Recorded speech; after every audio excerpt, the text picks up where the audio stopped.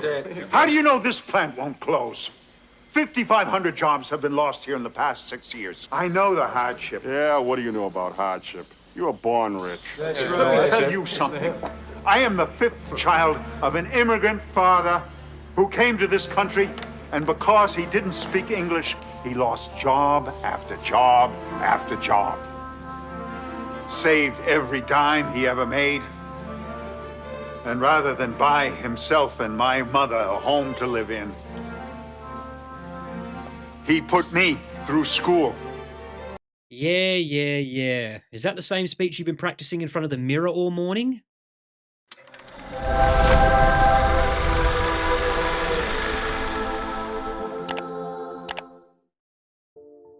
G'day guys, Holy Critics signing in. Primary Motive takes us behind the scenes of a high-stakes political race where every handshake hides an agenda and the truth is whatever survives the next headline. Richard Jordan leads a cast packed with familiar faces and a story full of ambitions, secrets, and some very dirty politics. Now, let's see whether this forgotten thriller has enough bite to win your vote.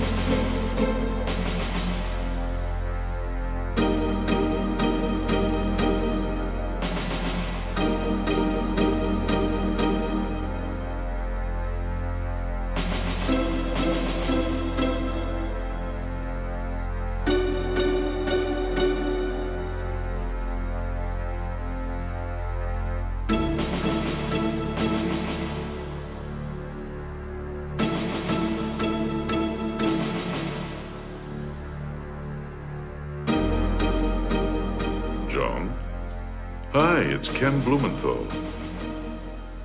Oh, yeah, I'm fine. Listen, John, this is a personal matter. I'd like to talk to you about my son, Andrew. Well, he's a bright and eager young man just out of the Kennedy School. And for some godforsaken reason, he thinks he'd like to follow in his old man's footsteps. No, I'm afraid I can't dissuade him. Well, he'd like to get to do some behind-the-scenes work, get his feet wet. And since you're the best man running for governor, I was hoping you'd give him 5 minutes of your time. Oh, that would be great, John. I'll tell him to call you. And by the way, John, let me know when you want my endorsement. This may be one of the most important issues of this decade, or even this century, facing the Commonwealth of Massachusetts, or even this country. The future of our children and our children's children hangs in the balance. And unless we wake up and face these challenges now, our generation will be blamed for its short-sightedness and its greed. That's right.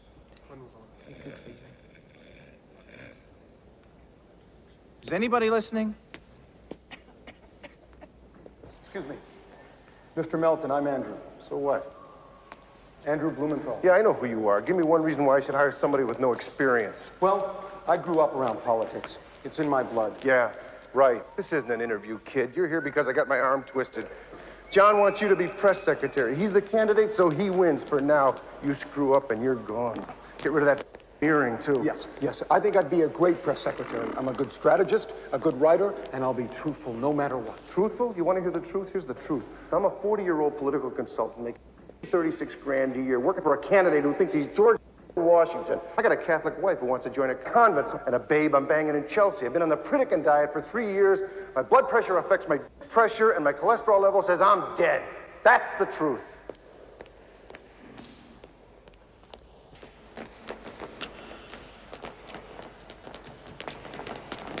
Hot dog and a skim milk, Howie. Let's see, 1 dog, 1 milk, $2.50. Out of 3.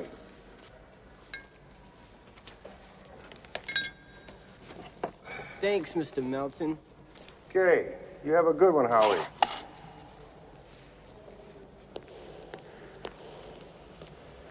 That guy makes 60 grand a year running that stand, and it's all cash. This may be too much to ask, but can you write a news release? Certainly. You put all the information in the lead and bull the rest of it. I'm a hell of a speechwriter, too. Whoa, let's take one thing at a time. You don't think anything, write anything, or do anything unless I approve it first. You got that? Of course. Thank you very much. I won't let you down. This is going to be really exciting. I can tell. Really exciting. The Commonwealth of Massachusetts cannot take another 4 years of Governor Joe Thompson. And I say, it's time to restore decent, honest government to Massachusetts and to restore the two-party system. But I'll need your help and the help of all intelligent, honest, decent citizens in the Commonwealth. Thank you for listening. Get John's coat and I'll pull the car out. Right. He's answering questions. Damn. Why'd you choose this profession? I know why I'm here. I couldn't get into law school 3 years in a row. Yeah, well, it's in the blood. Besides, working for John, you know we'll win. He's honest, well-liked. We're way ahead in the polls. Andy, there's something I've been meaning to tell you. I'm sure you're going to hear a lot of comments that you're my press secretary solely because of who your father is. Well, that simply is not true. I think I'm a good judge of character. And although you don't have the breadth of experience, I wanted someone in this position whose allegiance would be not only to me, but more importantly, to the truth. That's what the voters deserve. I'll do my best. That's all I can ask.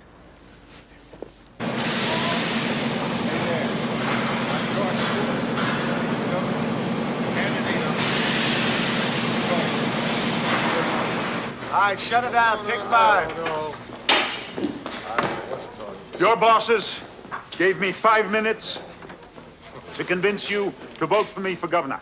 I'll take 5. My staff said that was a waste of time coming down here. They were right. Because I'm a Republican and most of you vote for the Democrats. Let me tell you something. More than half of you are registered as independents. Why? Let's face facts. For the past 25 years, we've had Democratic governors in this state. But when the Ford plant closed down in Framingham, where were the Democrats? That's right. Sure, they extended your unemployment insurance benefits for another 20 weeks. Yeah. But did they save you those jobs? No. No. How many of you had friends and relatives down at that plant? Yeah, I did. Yeah. All right. And what about the Chevy plant down in Quincy? Oh, yeah. Did you know anyone there? My brother worked there. Did the Democrats save him his job? No, sir. But they made sure he had plenty of food stamps. Which would your brother rather have? Food stamps or a job? A job. You bet you'd rather have a job. How do you know this plant won't close? 5,500 jobs have been lost here in the past 6 years. I know the hardship. Yeah, what do you know about hardship? You were born rich. Let me tell you something. I am the 5th child of an immigrant father who came to this country, and because he didn't speak English, he lost job after job after job. Saved every dime he ever made. And rather than buy himself and my mother a home to live in, he put me through school. But he never made it to my graduation because that afternoon he died on the floor of that plant. And I never got to say thank you for everything you've given me.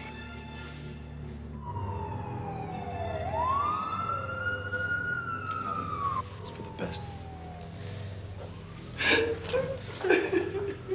Please, it would be better for Stephanie if you and Chris left right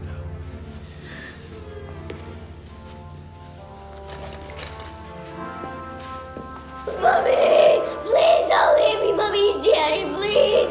I'll be okay. I'll be fine. I'm okay now. No, please. I promise I won't do it again!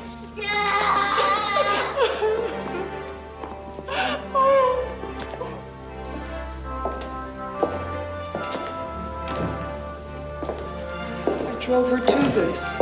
I squeezed every last little bit of hope out of her. You're right about that. She'll fall, absolutely. There was never any madness in my blood. That child is not mine. Chris, I've always been faithful to you. All right, that's it. We are never gonna talk about her again. Come on. Serving, gentlemen, is all I do. Master has spoken. See you, Marshal. Bastard. That's okay. We'll be back. Yeah. The old loaded dice. Boy, you offend me. That'd be cheating. The trick is, you gotta wait till you feel the wind behind you. I never touch them dice unless I feel the wind. The wind. Forget it, boy. You can't understand. And I got something for you.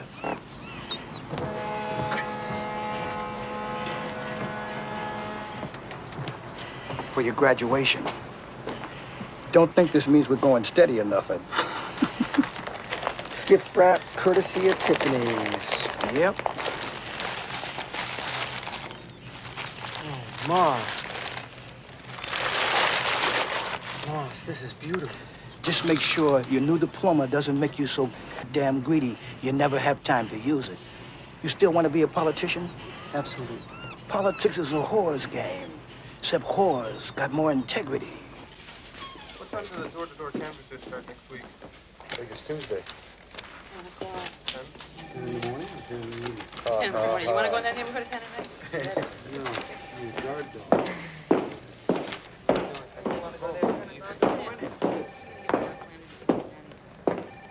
How's the exciting world of envelope stuff? I'm overqualified. I want a research position under you. A position under me? Well, I think that can be arranged. Is tonight too soon? I gotta go. Andy, line 4. Sounds like some nut.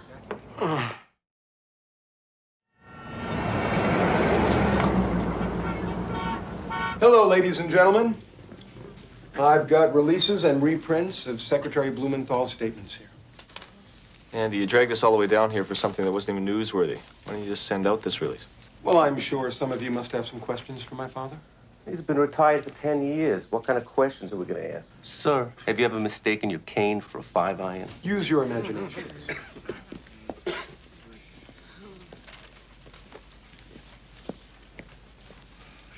Morning. It's my honor and privilege to introduce one of the greatest statesmen of the Commonwealth,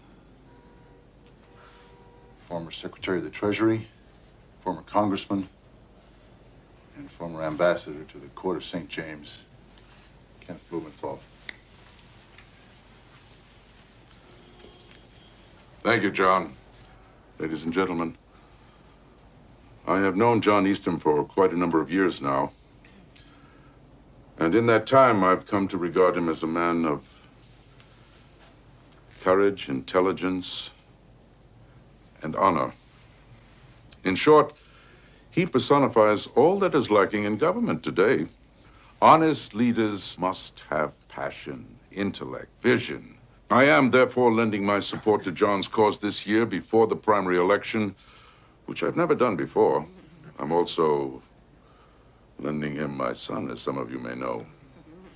I hope that all Republicans and all the voters in the state of Massachusetts support his candidacy as well. Thank you. Are there any questions?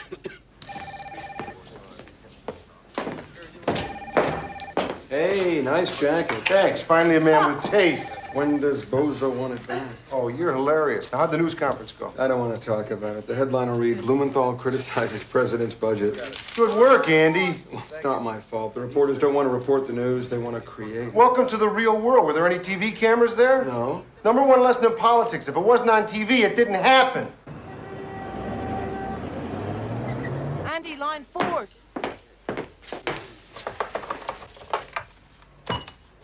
Blumenthal. Uh-huh. Why are you calling me? Wait, please slow down and start at the beginning. Yes. I've got one right in front of me.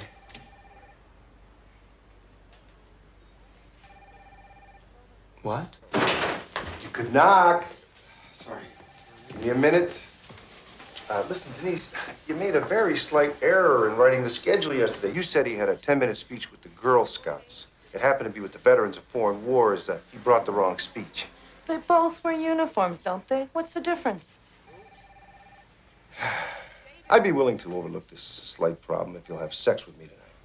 In your dreams. That's the only way. I just got a phone call that you would not believe. We're gonna win the primary. It's in the bag. Who called, your astrologer? What if I told you that what Poulos says about himself in his literature and what actually occurred weren't the same? Like he was never in Vietnam. He never went to Yale. I'd say prove it. And what if I did? I'd say get a psychic to plant it in some reporter's mind, or better yet, abroad. What do you mean? We should call a news conference. Go to the state committee. Force Poulos out of the race. Schmuck. This isn't Harvard Politics 101. This is the real world. Money talks. Elections go to the highest bidder. Now, we might be ahead in the polls, but that Greek is loaded. And he'll raise even more money if the perceived frontrunner is carrying on like a little baby, calling him a liar. Now, this has got to be leaked. Trust me. Can you substantiate this? No. What are you blowing in my ear for? I have a reliable source. Give me a name. Well, I promise not to tell. Oh, this is stupid. The source is extremely reliable, but in a sensitive position. Trust me for once. It's ridiculous. Outside of the realm of possibility? You're reaching. Listen, have some intern write all of John's more inane speeches and releases. I'll just edit. It will free up some time. Hold on, Geraldo. We got a campaign to run here. What, are you upset that you didn't dig this up yourself? You got nothing. Listen, just give me a week. If I don't come up with anything, I'll drop it. I'll take your silence as a yes. Don't tell Easton. Why not? He's too honest. Can't trust him with this. And give me daily reports. No problem. Yes, operator. In D.C., the number for the Securities and Exchange Commission.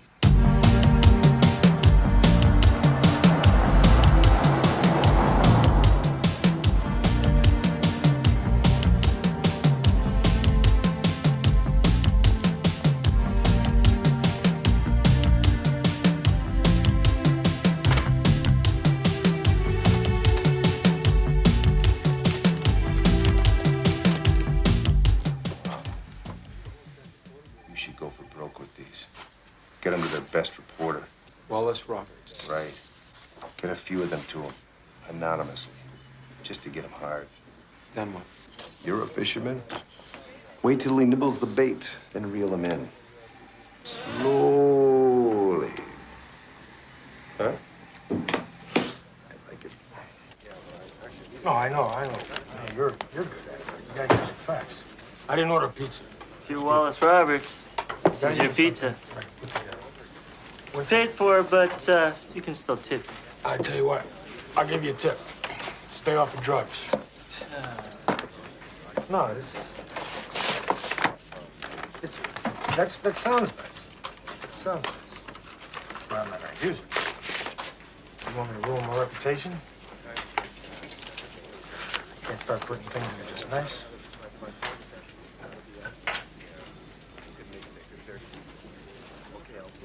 Yeah, right. Look, can I call you back? I think the design is fine. I just make the word governor a little smaller and Eastham a little larger. What do you think, John? I cannot accept this. Why not? Because it says Eastham Governor. Well, unless I'm mistaken, John, that's your name in the office you're seeking. That's right, seeking. I haven't been elected governor yet. Therefore, the bumper sticker should read Eastham for governor. Otherwise, we're being a little presumptuous, wouldn't you say? If you put the 4 in, John, it weakens the statement. Leaving it out makes it much bolder. It's a psychological thing. It's basic. It's standard in all the new campaign manuals. I don't care what's recommended or what research says. We must be honest with the smallest, minutest details in this campaign. Because if I'm not honest, how can we expect people to have enough trust in me to elect me? It may seem silly worrying about one word in a bumper sticker that no voter's going to give a second thought to. But to me, it's symbolic. If we're not 100% honest, without exception, where do we draw the line? Don't worry, sir. We'll put the 4 in the design. Mr. Blumenthal, good of you to join us. I'm glad you understand. Excuse me, Paul. Could I see you outside for a moment? Sure. So why the hell are you agreeing with him? You know I'm right. Give him his little piece of Fenway Park. Put the 4 in the bumper sticker, but make it really small so no one can see it. That's good. You're learning. I have a good teacher. Great teacher. So what happened with Roberts? You should be getting the first set of documents right now. Operation Mozzarella, huh? Well, let's see if he bites. Oh, I need $50 for the pizza man. Your reward will be in heaven. Keep me posted. I called the delivery boy. I finally talked to him, and his description didn't match anybody I know. Who's working for Eastman? Melton, Crosby, and Blumenthal. Blumenthal. No relation to the ambassador. That's his son, Andrew. This is an amateur job. You check this out. Hi, Mom. I need to borrow a few $100. Well, yeah, but I only make $200 a week. Mom, I wouldn't be happy as a stockbroker. I like politics. Oh, Mom. This argument is irrelevant. Wait, hold on.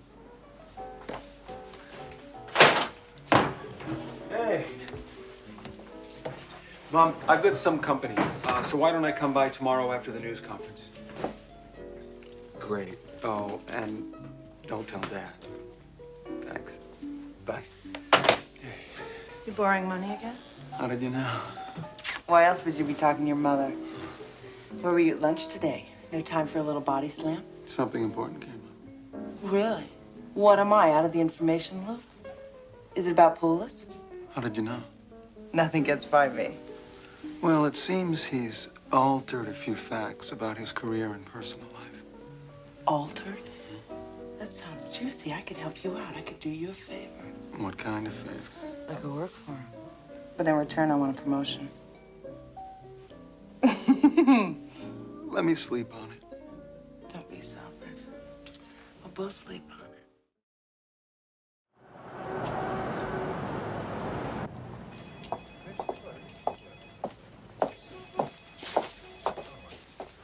Hi there. Hi, can I help you? Yes, my name's Darcy Lincoln. I'm a grad student at Boston University. And I wrote an article for the school newspaper on the candidates. And I was most impressed with Mr. Poulos' record.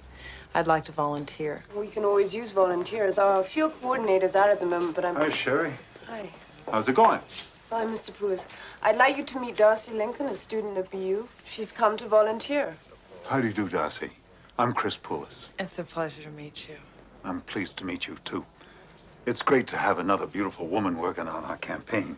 You know, when I was in college, you could be hung, drawn, and quartered if they found out you were a Republican. Even at Yale? Especially at Yale. John Easton for governor, may I help you? I got it. Great. I'll see if he's in. Hold on, please. Andy! It's Wallace Roberts from the Post on 3. Who in this office gets paid anyway?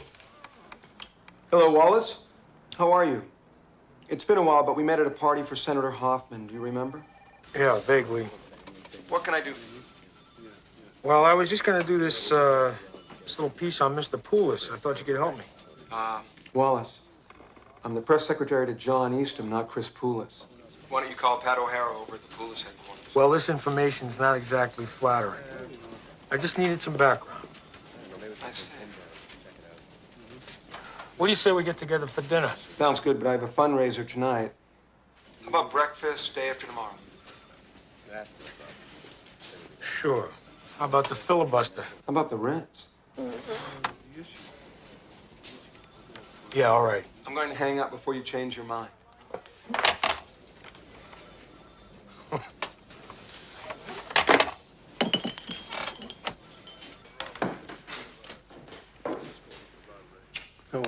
a seat, my boy. We never got a chance to talk at the press conference. News conference. News conference. It was a shame what they did to him in the Post, though. Yeah, well, reporters have a tendency to do that. Oh, don't tell me about it. When are we running you for office? Maybe sooner than you think. Really? How goes the battle? It's heating up. Uh-huh. I need some advice. Shoot. It appears as though Mr. Poulos isn't the bright-eyed young Turk we all thought he was. It looks as though he's falsified much of his record. And I have proof. What are you going to do with it? Leak it. Just like that? Well, I don't think I have that much choice in the matter. Yes, you do.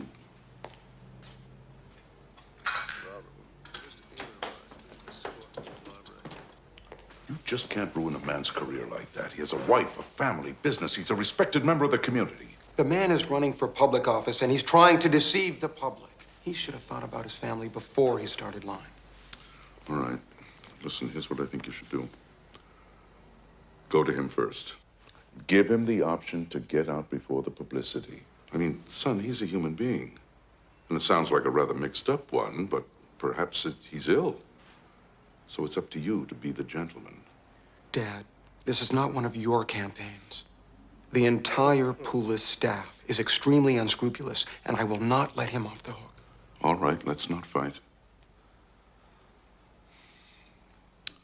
You know, I may have retired from this game a few years ago, but I still believe things don't change no matter what the circumstances. I mean, what am I?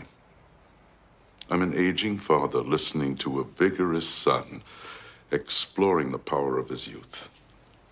It's your turn at bat. I'm just a spectator. But I'm a father filled with pride and love. And someday you'll be sitting with your son and be feeling the same thing. It's eternal. It doesn't change. It's like striving for human decency. We lose our humanity if we start to think otherwise. You remember that. That was a pretty amateur stunt. I knew Paul Melton couldn't have done it because he wouldn't have wasted the pizza. What are you talking about? Next time you want to smear an opponent, use the telephone. I'll come back. No, stay. Coffee. With cream. Black. You know, Wallace, everyone says your work's too good for the Post. It belongs in a newspaper you get in the checkout line at the supermarket. Look, we know the only reason you're doing your job is because of your father. And you don't have half his smarts. Well, you know what my father says about the press? I don't care. You should. He says, as imperfect as they are, they're the backbone of a free and informed society. Your father's a very wise man. He also says the press deforms more than it informs. Everybody's entitled to an opinion. Menus? Is this breakfast still on you? My editor. Then I'll order. Very good, sir.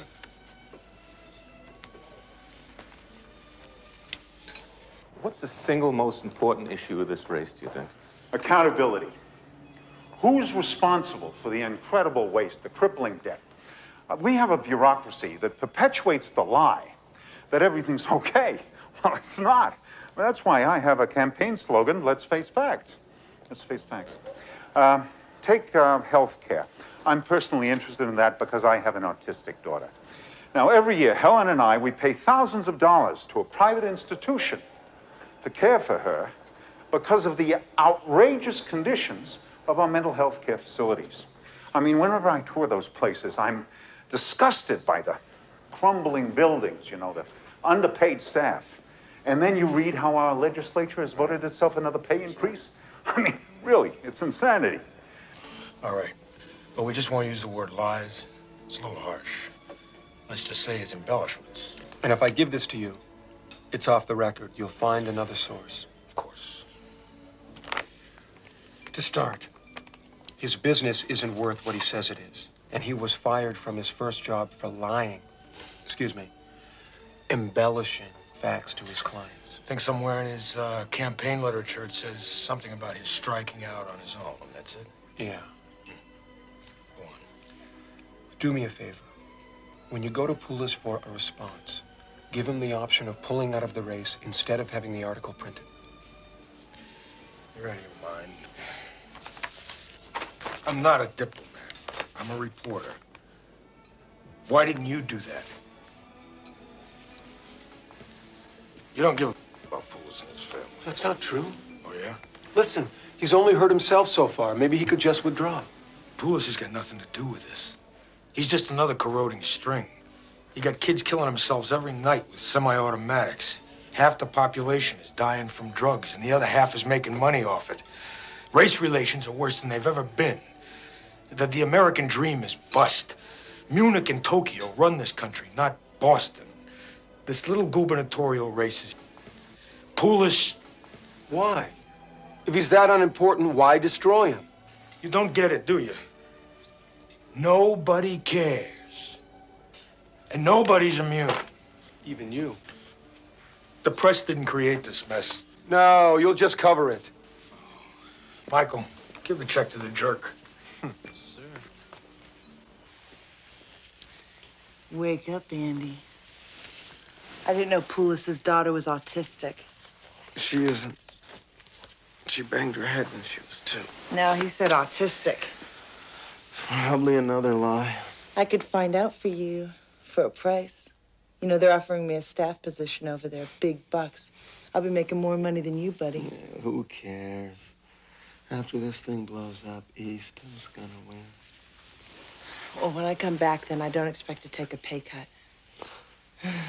We'll see. Let's take a look now.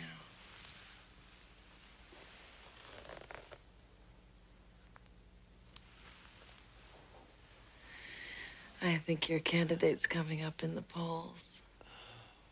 Way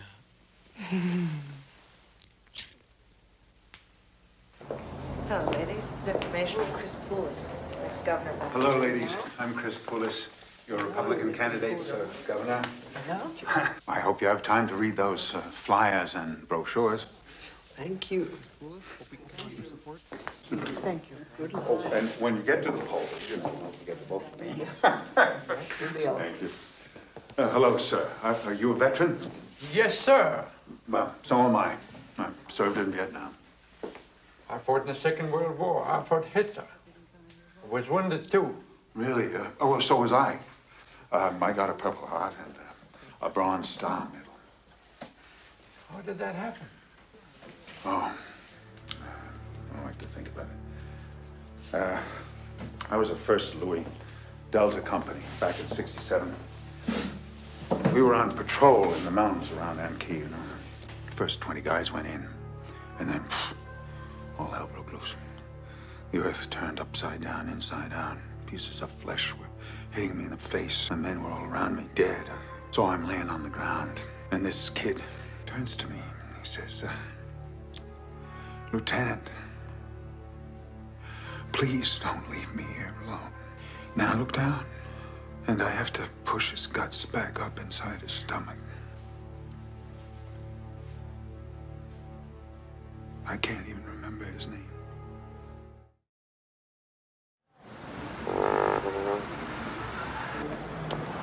I know it's St. Patrick's Day, but you already had a little nip this morning, darling. I wish you'd learn how to tie a Windsor. Bite your tongue.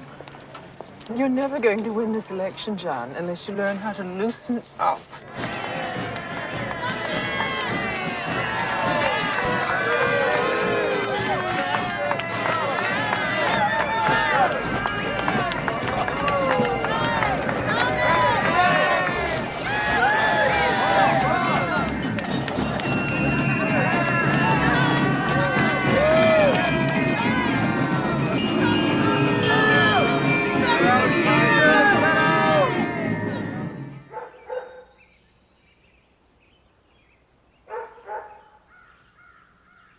Chris, this just came from the Hunt Club.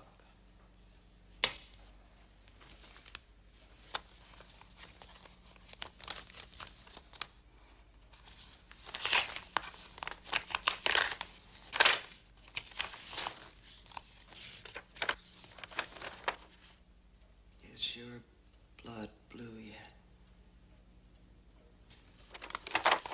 You just want more information.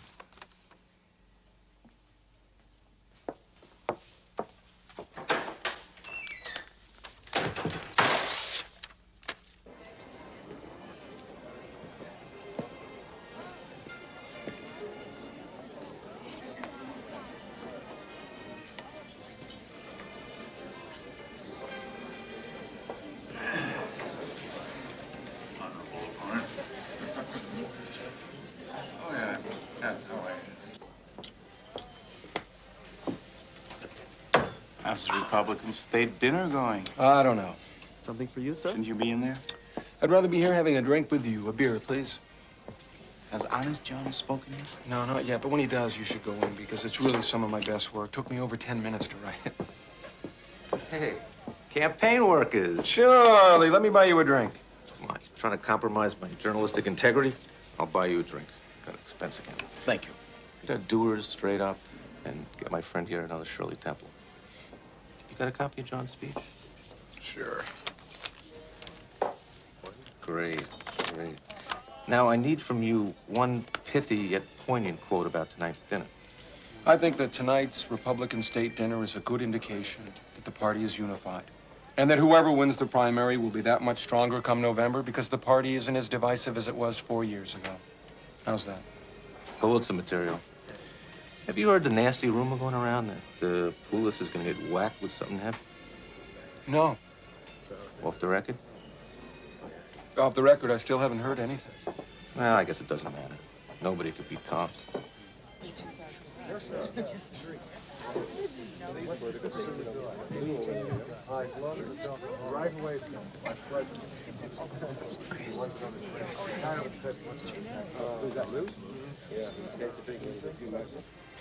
So he says, I didn't know she was dead. I thought she was a Republican. Screw the Celtics. Will you excuse me for a second? Yeah, sure. The Republicans are much more fun to hang out with. You go see it again? I've been to the last 4 games.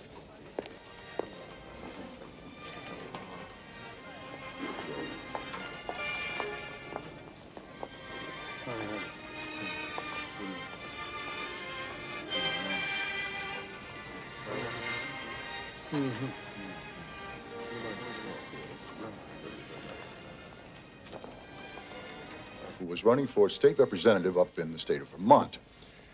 And one day he was out campaigning. He was talking to this farmer. Hello, Paul. Hi. I need the day off tomorrow. We all need a day off. How'd John's speech go over?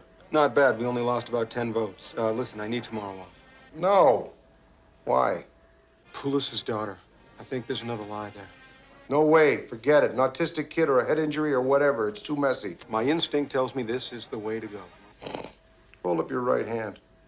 What? Hold up your right hand. You holding it up? Yes. Now take your hand, slide it in your pants, and go home and play with your instinct.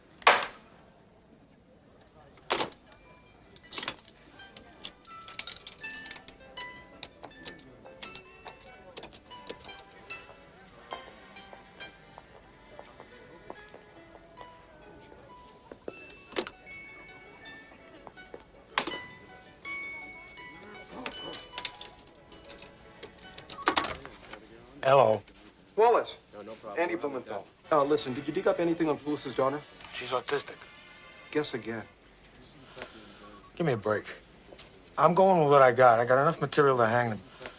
Wallace, I strongly feel that you should look into this. Poulos is hiding something about his daughter. Andrew, get a grip. It's bad enough you're a Republican, but don't let me think you've lost all perspective. Well, they pull you in to do a feature on the race, Yeah. I was assigned to do a special story just about you. I'm very flattered. Just the background. You were born in... I was born in Boston, grew up in Wellesley. Graduated Yale. Mm. And in the Army. Served in Vietnam. That's right. And you were decorated? Yes, a Bronze Star medal. The Bronze Star. Now, Mr. Poulos... Call me Chris. Thank you. The registrar's office at Yale could not find any record of your attendance there. Could you explain that? Excuse me? I went down there. I had them find the people that were there when you were there. And they could not find any records of your attendance at Yale. I don't know what you mean. We must have a record. But they don't. Well, then there's some mistake. You no should mistake check on again. No mistake. I say there's a mistake. I ought to know where I went to school. I agree. Let's go on to something else. In the Army documents, it states that you were enlisted stateside full-time. All right, that's ridiculous. I don't know where you're getting your information, but if this is some politically motivated attempt to make a mockery of my record... Chris. I tell you, it's not funny. I take it as a personal affront. I'm just trying to get the facts. I don't want this to be personal. As a matter of fact, I'll promise you that if any of my facts are wrong, I will print an apology. I should hope so. I tell you what, why don't I just go through my list of questions? See what's good here. Business? Good, okay. Your campaign committee issued a release that stated your company had revenue in excess of $40 million last year. But on your 10K to the IRS, you only declared $10 million. Now, how do you explain that? Listen, Wallace, I'm a stockbroker. Stockbrokers are salesmen, nothing more. If, in order to make a sale, I exaggerate the truth, well, you've got to look at that as advertising. I mean, you can understand that, can't you? What you're saying is a politician is like a salesman. In a manner of speaking, yes. A politician has a job to do, but he has to get elected first. And like a salesman, a politician has the right to embellish the truth. I didn't say that. You're putting words in my mouth. I didn't mean to do that. In your own way, how would you say that? I'm saying that you have to oil the wheels of social discourse, or they will stop turning. Come on, you know what I mean. Chris, bull isn't always the best way to lubricate the machine. It seems to work on the printing presses down at your newspaper.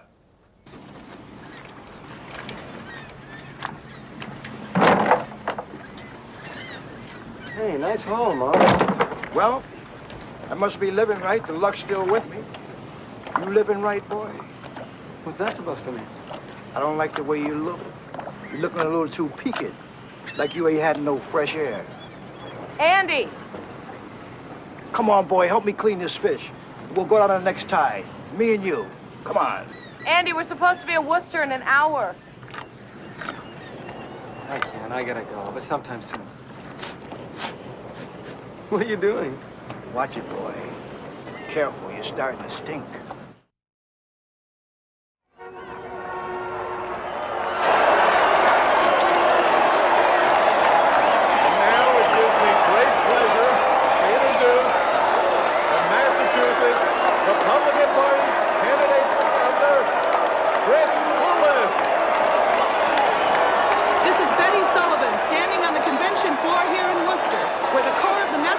Republican Party has just endorsed newcomer Chris Poulos for governor. I have with me a spokesman from the Poulos campaign, Pat O'Hara. Pat, many observers thought your strategy was to just make a decent showing at the convention against Eastham. But did you really expect to win today? Well, that was our strategy at the outset, but after a few months of campaigning, we recognized such a groundswell of support that the strategy quickly changed. And it was no surprise that we won here today. Do you think this victory indicates a shift of power in the party? The vast majority of Republicans in this state are far more interested in the conservative views of Chris Poulos as opposed to the, well, outdated liberal views of John Eastham. And this year they've decided to, as our campaign slogan says, to face the facts and support a winner, Chris Poulos. Thanks, Pat. And there's Andrew Blumenthal, spokesman for John Eastham. Andrew, can we have a word with you? Certainly, Betty. Andrew, this obviously puts a damper on your hopes. Do you expect Commissioner Eastham to pull out of the primary race to avoid causing a split in the party? Certainly not. We're staying in and we intend to beat Poulos in the primary. We never expected to win this beauty contest anyway. The Poulos campaign has been whining and dining the party regulars for months now, whereas we at Eastham have been campaigning at the grassroots level where it matters the most. Thanks, Andrew.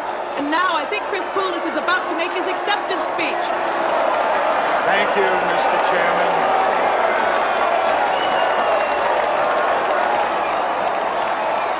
Just wait, just a minute. I'll be ready in half an hour. I'll meet you at the car.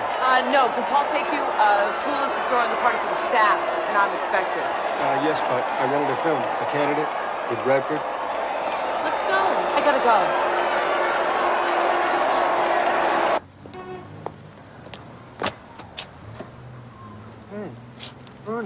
Hey, kid, how you doing? Fine, how are you? I see where your man lost the convention last week. It's bad for us. Why? Is the governor scared of Poulos? We'll have a tougher time beating Poulos than Easton. Well, your worries are over. Oh, yeah? Look at that headline. Nice, huh? How'd you swing this? I'll never tell. Reminds me of the good old days when I worked for your father. This is something he'd pull off. Oh, I don't think so. My old man wanted me to be a gentleman and confront Poulos privately beforehand. Don't let him kid you, kid. I worked for him for 12 years, and believe me, he had an instinct for the kill. Are we talking about the same man? I mean, my father's pretty damn honest. Listen, kid, if you're going to make politics your profession, there's one rule you should learn. Every politician is honest until he's caught. Good luck on the general election. May the best man lose. He usually does. Since this story has broken, no statement or comment has come from the Poulos camp.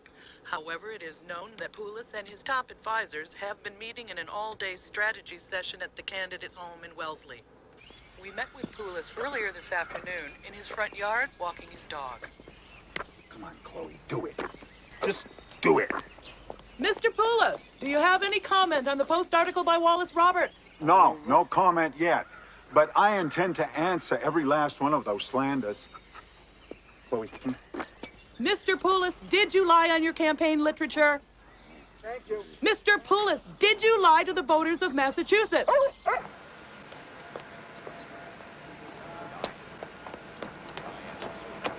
Hello, everybody. Alan, Dorothy. Our office announced that Commissioner Easton would be making a statement.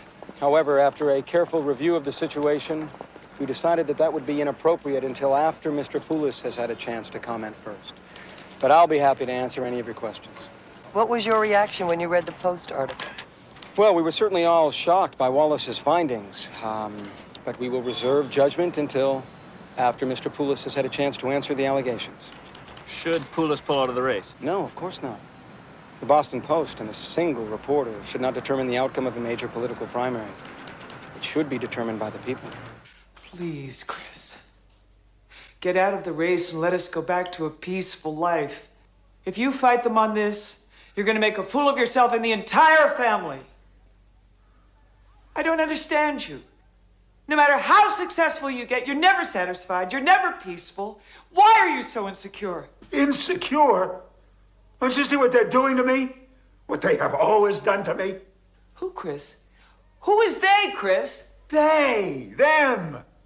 They wouldn't let little Chris Poulos, the Greek immigrant son, come over to supper. They made sure I didn't get into Yale. They kept me out of Vietnam. They won't let me into the Hunt Club, and now this. I can't believe you don't see this right in front of your face. You don't see the racism, the bigotry?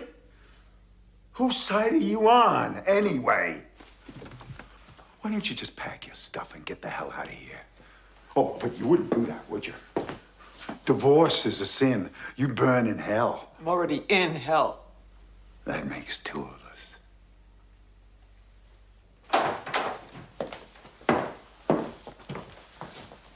Have you people decided yet how we're going to get out of this? Well, first, Chris, I think we should take a look at all the charges. We've all been over the article, and an occasional exaggeration is one thing, but that thing makes you look pretty bad. Don't tell me you believe that snake. Come on. The Post is afraid because they know I am the only Republican that can beat their candidate. I'm the only one that can beat Joe Thompson. That very well may be the case, Chris, but we have to be able to deny the charges. What am I hearing? My God! What do I pay you people for? Not to haggle over stupid little details. Come up with a strategy. Tell me how I'm going to get the Post off my back so I can win this primary. I know this is hard for you, Chris. This is hard for all of us. But we can't help you unless you're honest with us. You tell us the truth, and what you say will never leave this room. He's wrong. All right, I exaggerated a little. Everybody does it. But he is taking things out of context. How do you take Vietnam out of context? You're either there or you weren't. You stupid little... I don't have to tolerate that kind of disloyalty. Chris!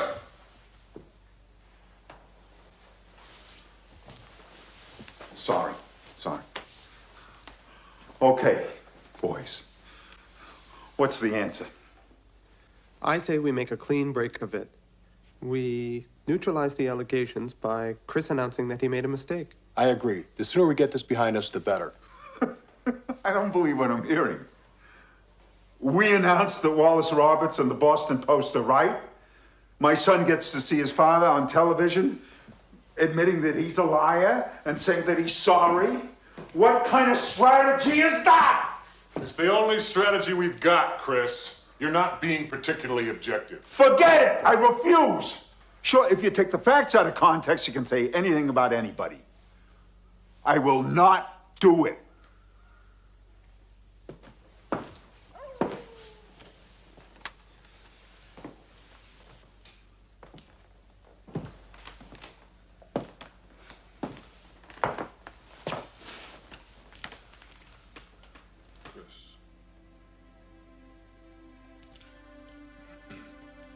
I know how hard it is for you to admit that you've made a mistake.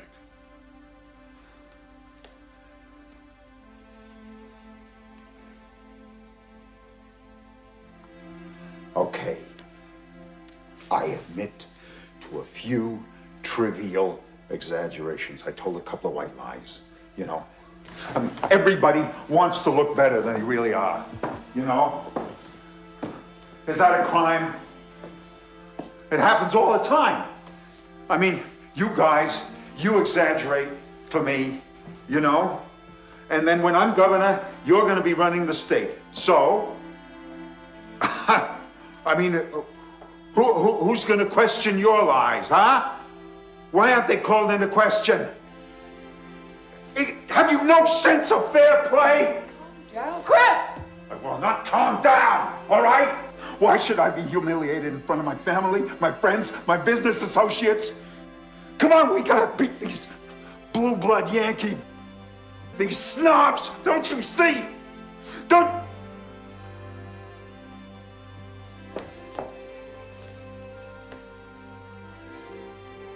We'll deny it.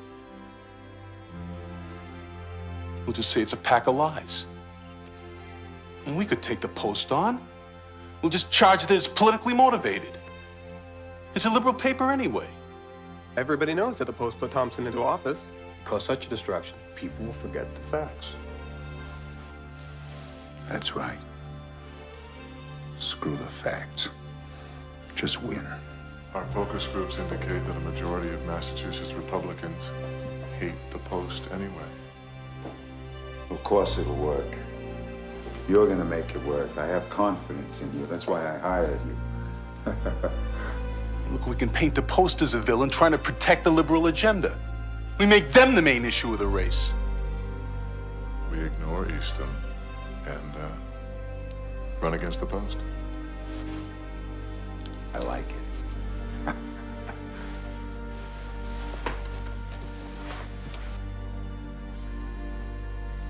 Now we're a team.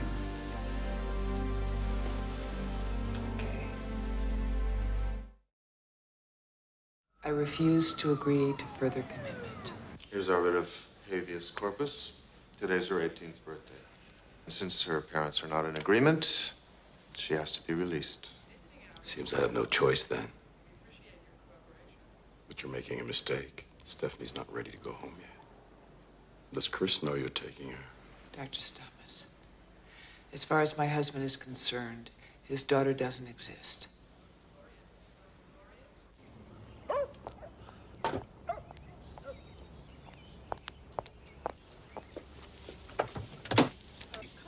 Honey, come on, we're home. Steph, please, don't do this to me.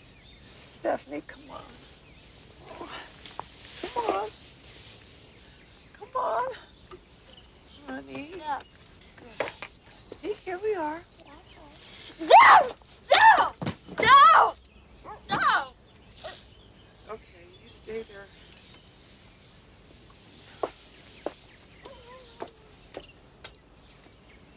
First, he can admit to the charges, say he's sorry, try to neutralize the whole thing.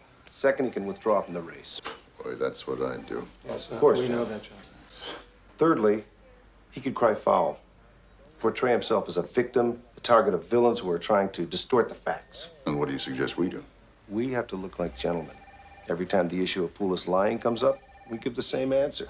It's not for us to say. We have to let the people decide his fate. Then we only comment on substantive issues. And we ignore Poulos. We start going after Thompson as if we won the primary. We start making you into a viable statesman type. Let Poulos hang himself. Wait a minute. There's still a primary. I'm still running against Poulos. And there are important issues to be discussed. John, you gotta trust us on this, John. And this you is the really... best Paul, Andy, I won't cheat the voters out of this debate. Now take the button off, put it in your pocket. Button off, in the pocket, in the pocket, in the pocket. Okay? Chris comes out, let it rip. Did you get a chance to look over the speech a few times? We made a few more minor adjustments. Yeah, I have. Good. Now, it's important that the key phrases that we've highlighted, that you look like you're not actually reading them. You see, it's more powerful if you... Don't worry about it. I've memorized them. Do we have any of our people out there? Oh, yes, that's taken care of. Good. How do I look? Like a president. First things first.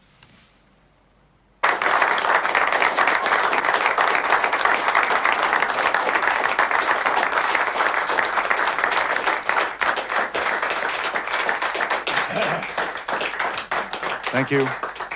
Thank you. This past Tuesday, an article appeared in the Boston Post, which made very serious allegations that have caused a great deal of controversy. I'm here today to answer those allegations. This article, written by Wallace Roberts, was based on blatantly false and distorted information, and it is a disgrace that one of our leading newspapers saw fit to publish such garbage. But there is a reason why. It is because they know that I am the only Republican candidate who can break up the political cartel in this state. I am the only candidate who can beat Joe Thompson. I am the only candidate who can beat their hand-picked puppet governor.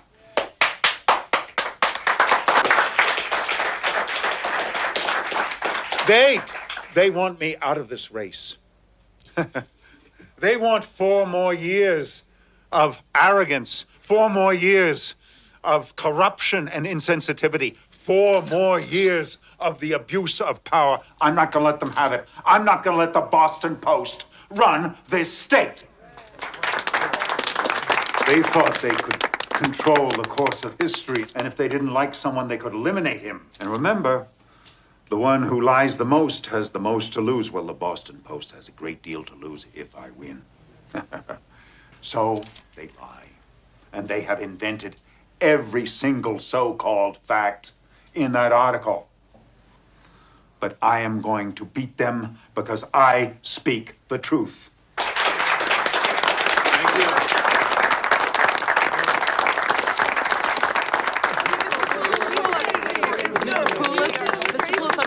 One question. Mr. Poulos, please, just a moment.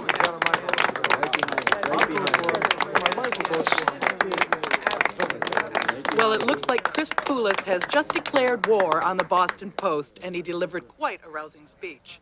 Missing from it, however, was a discussion of the facts of the article, and Mr. Poulos quickly left the room without answering reporters' questions, making this more of a 3-ring circus than a news conference. Betty Sullivan, Channel 8 News, reporting live from the Chris Poulos News Conference, Parker House, Boston. Turn it off. Thank you, Betty. We'll be following that story as it develops. Well, now he's alienated the entire State House press corps. And half the voters of Massachusetts. Politician's not supposed to do that until he's well into his 2nd term. Should we issue a statement now? No. We don't want to appear as if we're grandstanding. Now, you'll be asked plenty of questions when you're out campaigning. Right. What if they ask me whether I agree with Poulos' opinion of the Post? I think you should politely disagree with him. Exactly. Poulos yelling conspiracy makes him look crazy. you'll have to reinforce that image of him by sounding more reasonable. I do have mixed feelings about the Post. I mean, Poulos is right. To some extent, the Post does manipulate. Done it to me on several occasions. And while he may be wrong in this instance, once again, he brings up an important point that should be discussed. John, this is no time to be brutally honest. When is a good time? My opponent has been caught telling lies. John, we're not talking about lies. We're talking basic campaign strategy here. If we deceive the public, we're no better than Chris Poulos. Might as well be Savonarola running for governor. Savannah who? Girolamo Savonarola, born 1452, ruled Florence with an iron hand until the Medici family had him condemned and promptly burned at the stake, 1498. John, I've had it with this intellectual, self-righteous. Why the hell did you hire me if you weren't willing to go along with what is essentially standard political practice? A lie is a lie, no matter what you call it. You people seem to think lying is a necessity in politics. Well, it's not. Andy, your father is one of the greatest statesmen Massachusetts ever produced. Even in his darkest hour, he would never stoop to lying like this. Would he? Would he? I think he would occasionally compromise for the greater good. Turn lies into truth. The same forces are present today working against Chris Poulos. Let's face facts. Governor Thompson is the puppet of the Boston Post. They have the most to lose if Chris Poulos wins, and they'll do anything to stop him. Anything. But Chris Poulos is your candidate. He'll be your governor. Vote for him in the Republican primary on September 14th and again on November 4th. Let's show the Boston Post who's boss. Paid for by citizens who want Chris Poulos governor. Sir, this is Stephanie Poulos on the line for you. Thank you.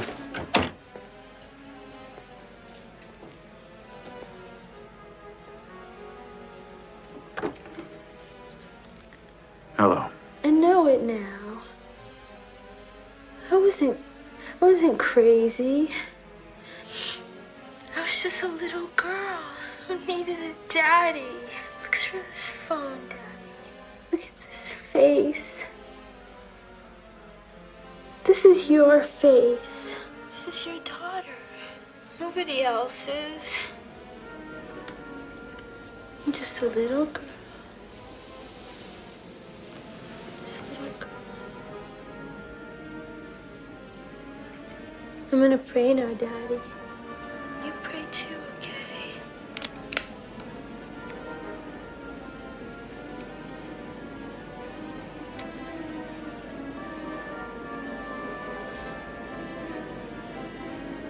Now I lay me down to sleep. Pray the Lord my soul to keep. And if I die, With the devastating news of his daughter's suicide, Chris Poulos went into hiding to mourn privately and decide the fate of his faltering campaign. Yeah, it's on the 5:30 news. Eve, get me Betty Sullivan at Channel 8. Yes, we'll make it. We'll make it. Have some faith. Hold on, Paul. Betty, Andrew Blumenthal. Mr. Easton would like to express his deep and sincere regret over what must be a great personal tragedy for Mr. Poulos and his family. Will that make the 6 o'clock? Great, thanks. We made the 6 on 8. Get me Channel 3! Yes, yes. No, he'll never stay in the race now.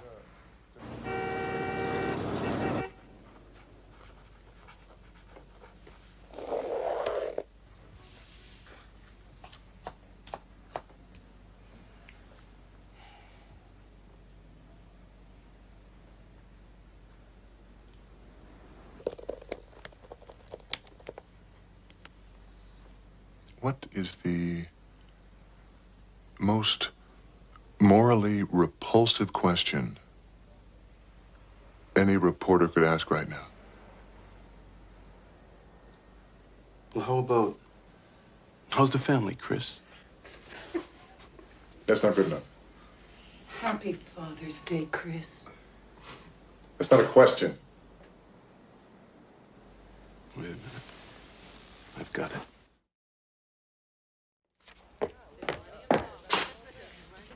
What the hell are you doing? Poulos isn't pulling out. Maybe you ought to practice safe sex. Don't be disgusting. Look at this.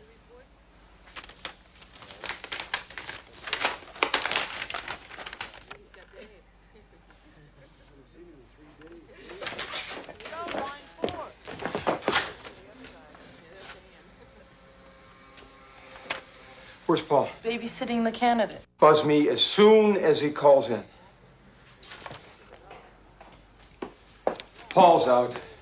Poulos' press conference starts in half an hour. So why don't you take the initiative? I shouldn't make a move like this without Paul's okay. Oh, stop being childish. We're wasting time.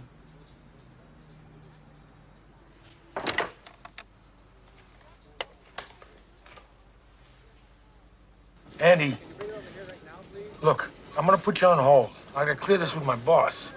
Hold on. Tom. Tom, I got the Blumenthal kid on the line. He's got a letter that implicates Poulos in his daughter's death. So check it out. We got 15 minutes before the conference. Now, this is a chance to scoop everybody and blow that out of the water once and for all.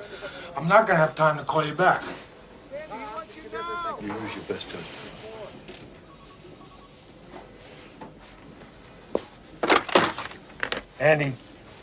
Andy, listen. Meet me at the Parker house in 5 minutes. And bring the letter. So Dr. Thomas is not there. But you don't know we'll be back, do you? Oh, do you know for sure if he was director in 1983? Is there any other staff doctor there, or Dr. Carmody? No. Well, all right. All right, thank you.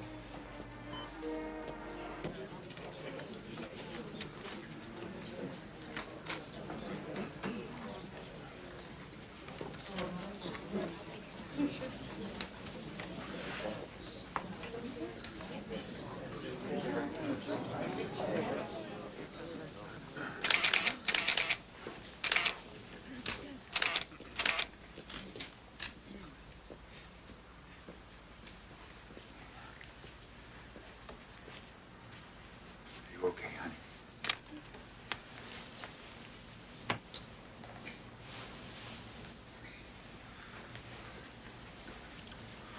You sure?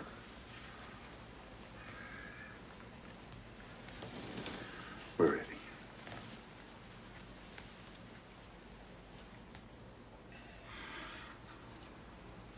Last Friday, my daughter Stephanie took her own life. I wasn't the best father in the world. I made a lot of mistakes, terrible mistakes. And I wish I could have them back again. But I can't. And now, she's gone, and I blame myself.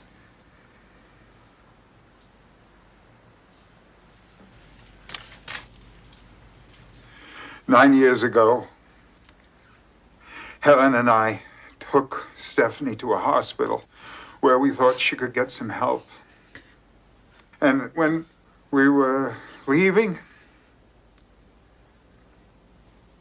she began to beg me not to leave her there.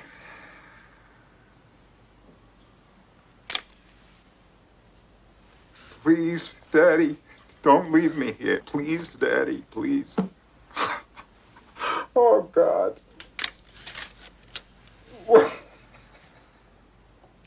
Well, until today, that's the hardest thing I've had to do. But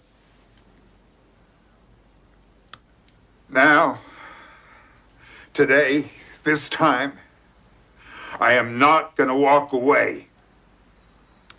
Chris Poulos is in this race to the end. Thank you. The Poulos family would like to extend their heartfelt gratitude for everyone's sympathy at this very difficult time. And they ask that in lieu of flowers, a donation be made to the Arlington Mental Health Center. Are there any questions for Chris Poulos at this time?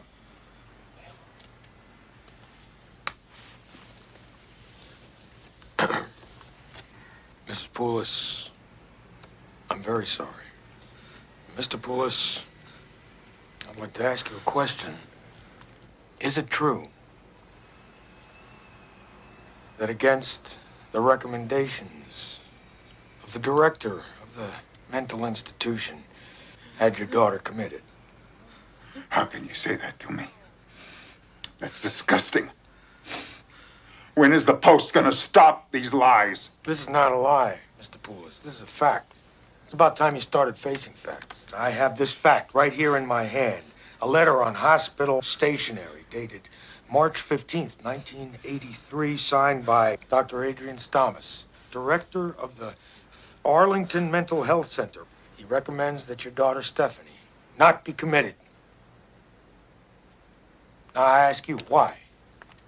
Why did you have your daughter committed? Excuse me, are you blaming Mr. Poulos for his daughter's death? I'm Dr. Thomas. I was asked to be here today by the family to answer any questions regarding Stephanie's emotional condition. But this exceeds the bounds of human decency. What kind of a person are you?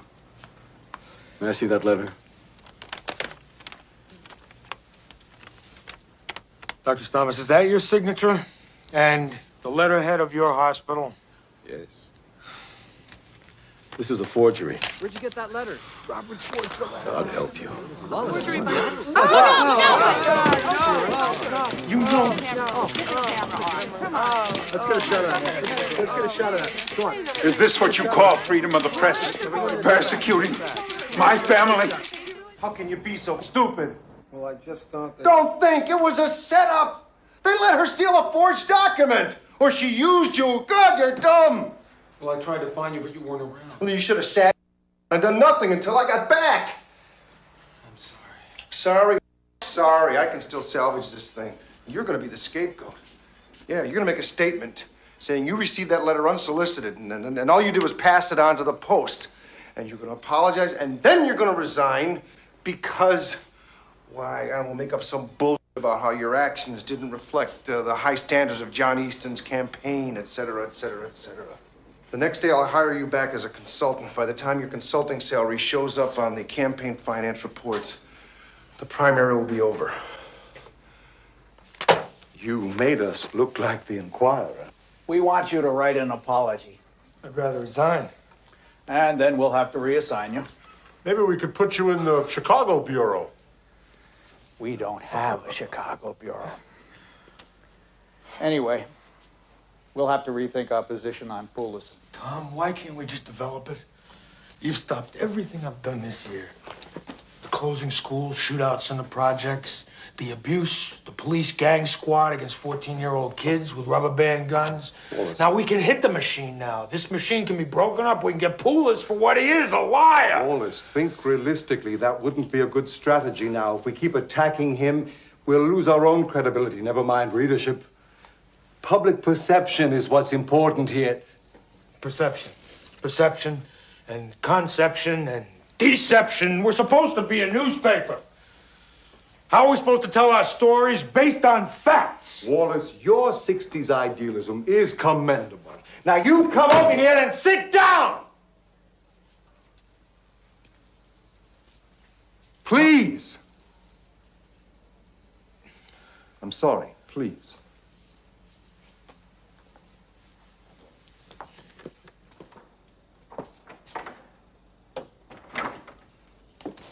Here are the rest of the thank you notes from the office. Darcy. I don't know quite how to say this, but I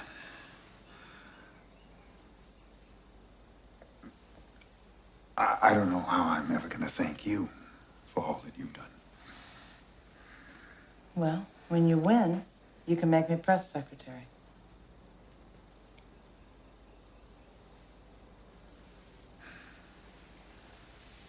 You have earned it.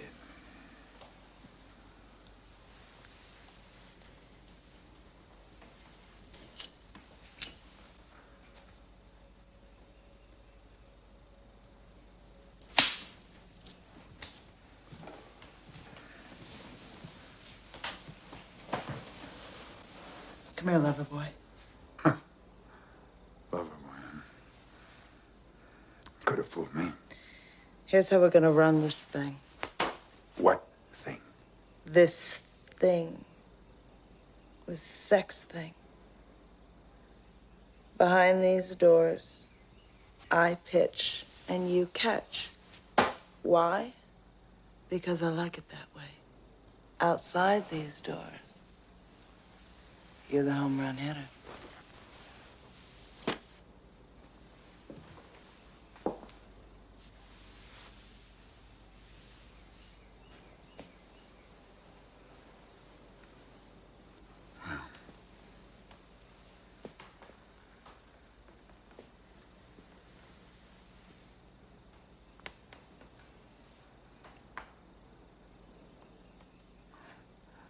Shall we play ball?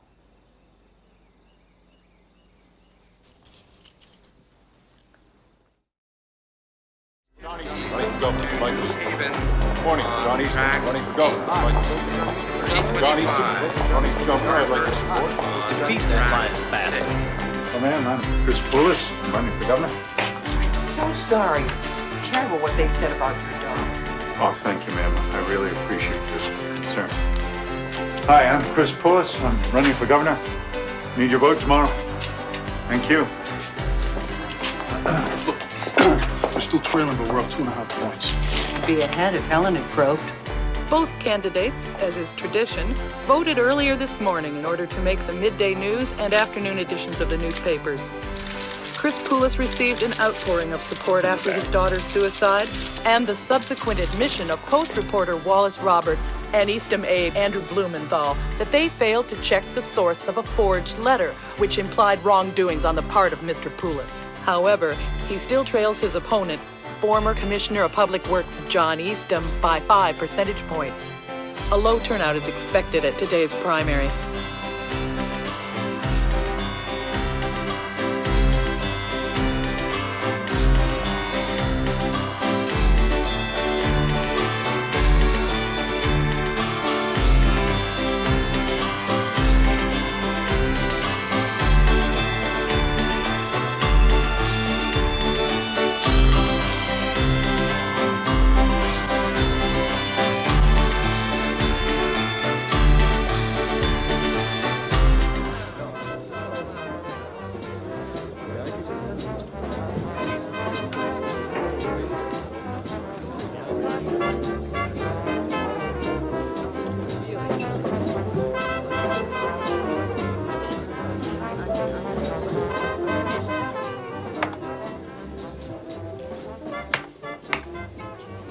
Paul, take a look at this. It's the tallies from Wellesley.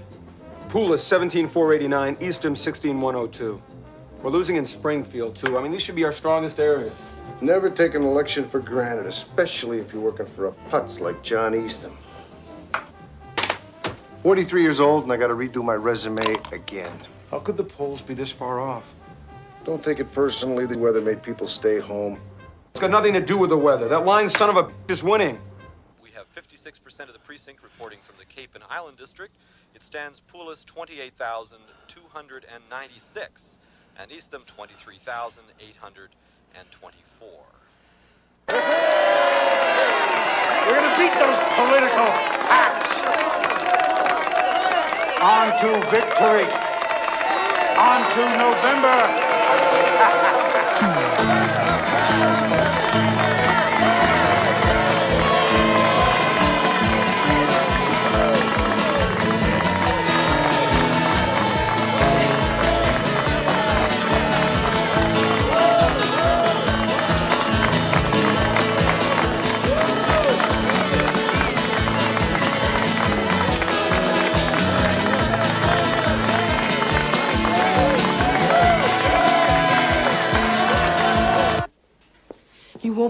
was here to see you.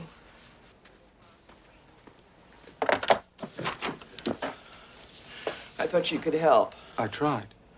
I saw this sickness growing inside of him, but then I saw it growing inside of me. And it's in you, and it's in you, and it's in all of us, and it's in here. Please put it on.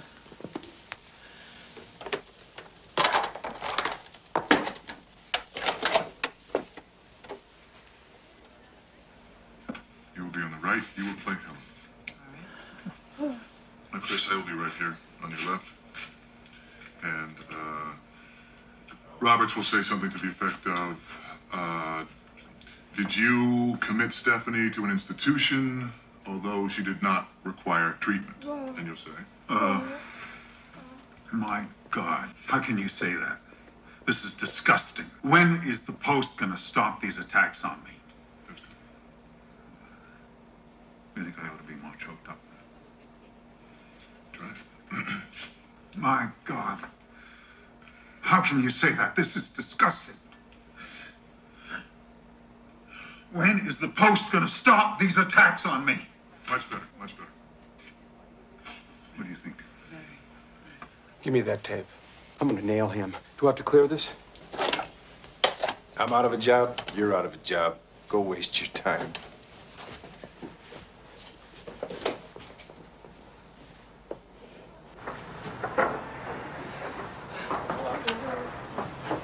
Mrs. Poulos. Mrs. Poulos. I won't let you down this time. Just do it for my daughter. The first time in my life it felt right, you know. It felt right. Almost the first ever, yes, it did. Poulos! You're not gonna get away with it now! Are you crazy? Wait. Let him go. He's harmless. You give new meaning to the term political slut. Oh, shut up. Oh, what? Are you sleeping with him now, too? The game's over, honey, and you're the loser. Can't anybody tell the truth anymore? Have we all become so insolent that we respect whoever lies the best? Andy. You're a pathological liar. And I've got you. Calm down. It's all over. You're just confused. Your father's already endorsed me because I won the primary. That's another lie. You're a sick, twisted little man. I have his letter right here. It arrived this morning. There it is. Wake up. This is the age of television. They don't care what I am. They care if I look good. And I look great. Look, go home, get some sleep. Come by and see me in the morning. I need someone like you on my team. This is just the beginning. You've got the balls. If you got smart, you could be a winner.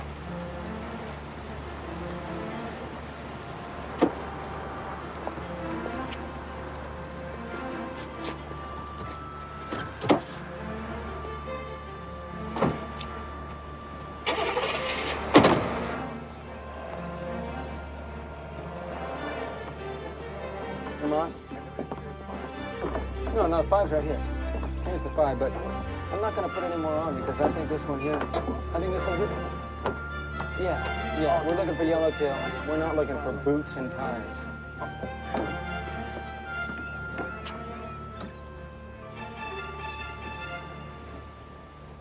You want to tell me what's going on? I thought we'd get together after the primary. You were wrong about a lot of things. I'm through with politics. One defeat and you're ready to give up. I've been through plenty of defeats. You just keep plugging away. By the way, I like the way you handled yourself with John, even though he wasn't much of a candidate. I was really quite proud of you. Proud? Because I lied? Because I cheated? Keep your damn pride. I don't want it. Take it easy. Remember, it's your father you're talking to. Don't you know who Poulos is? You endorsed a lying, cheating maniac for governor. You were everything to me. I thought you stood for everything good and decent in the world. I see. You thought I was a god. And because I wasn't, you get angry. Well, you better wake up, young man. Wake up to the real world with real people. You're not 6 years old anymore. That's right.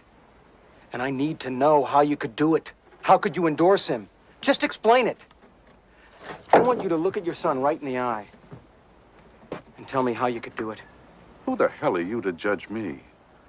I thought you learned something this last year. I thought you learned that this was the way the game was played. I'm a Republican. Poulos won the primary, and I don't have to like him. My loyalty is to the party, and the party now has to win an election. Loyalty is the cornerstone of politics.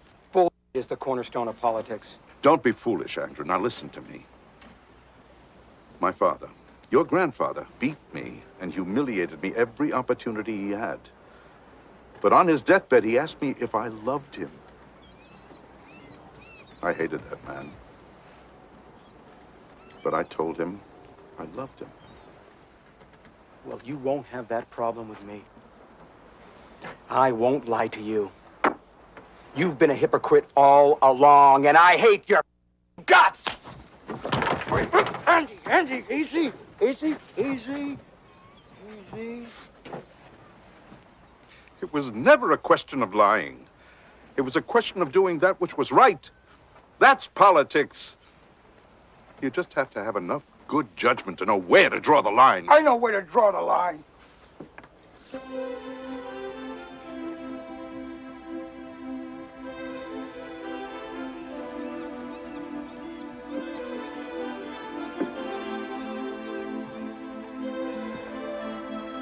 You and your bunch, you rape the land. You let killers go free. You build schools that teach sin. You forgot where the line was a long time ago.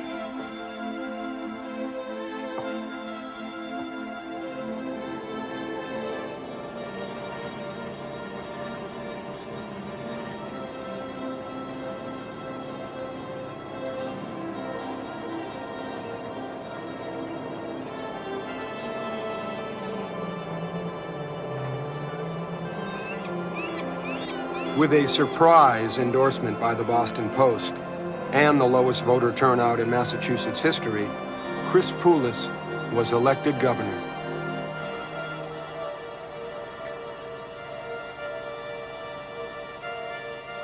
Moss and I found good fishing grounds 10 miles southeast of Nantucket.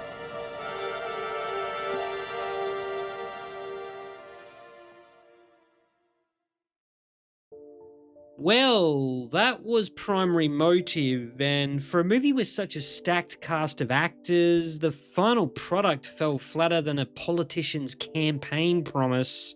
The biggest problem for me was that it never felt like a political thriller. The story was full of corruption, backroom deals, and smear campaigns, but none of it carried any weight.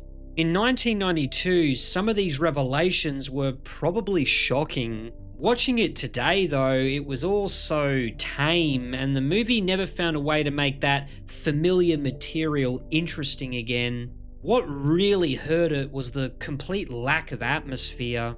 When I think of great political thrillers, I think of movies like All the President's Men or JFK, where every scene generates a feeling of tension and paranoia. Here, everything from the bland lighting to the uninspired direction seemed almost determined to smother any real sense of danger. Visually, the film was drenched in this beige, sepia-tinted look that drained all the colour from the screen. Combined with dialogue that often sounded stiff and unnatural, it made the whole experience feel oddly lifeless. It also didn't help that every mild swear word was clipped out, which led to these awkward pauses where characters sounded like they were suddenly forgetting how to finish a sentence. The cast did the best they could, but nobody was given much to work with. Richard Jordan probably came off best simply because he brought a bit of gravitas to the material, but even he couldn't elevate a script that lacked urgency. Judd Nelson's character should have been driving the story forward, yet somehow spent most of the film passively reacting to events rather than shaping them. What struck me was just how cheap the production felt, not in terms of locations, but in presentation. It often looked more like an early 90s made-for-TV movie than a feature film. My guess is that a large chunk of the budget went towards paying the actors' salaries because there wasn't much evidence of it elsewhere. In the end, primary motive wasn't terrible, it was just painfully dull. A political thriller lives and dies on intrigue, suspense, momentum, but this one never generated enough of any one of them to pull me in.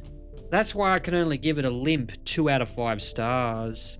But that's just my take. Did this one work better for you, or did you find it as hard to connect with as I did? Let me know in the comments below, and if you enjoyed this review, don't forget to like, subscribe, and stay tuned by ringing that bell.